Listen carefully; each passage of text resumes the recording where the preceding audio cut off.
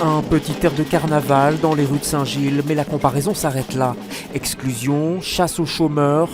Les syndicats présents parlent d'une bombe sociale en évoquant la mesure chômage du gouvernement, celle qui limite dans le temps les allocations. Maintenant, on a un changement de paradigme. Même ceux qui font les efforts requis vont être exclus uniquement sur base du critère du temps qui coule. Ça ne va pas. C'est possible de changer encore ?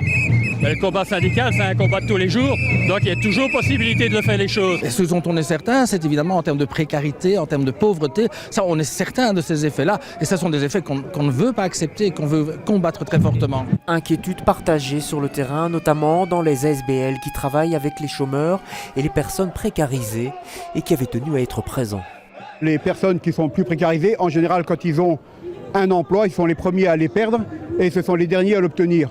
Donc ce qui fait qu'ils vont devoir redoubler d'efforts pour pouvoir prouver qu'ils cherchent de l'emploi tout en sachant qu'ils n'en auront pas au bout du compte. Ils ont peur et il y a une pression aussi de plus en plus qu'on ressent dans notre travail, des pouvoirs subsidiants et donc effectivement si on veut faire un travail de qualité avec eux pour qu'ils puissent se former correctement, il faut qu'ils aient cette liberté et pas être sous pression. Des associations et des délégués syndicaux, mais peu de chômeurs qui avaient fait le déplacement ce midi. Reste que d'après les calculs des syndicats, c'est 5500 personnes qui risquent d'être exclues du chômage en région bruxelloise le 1er janvier prochain.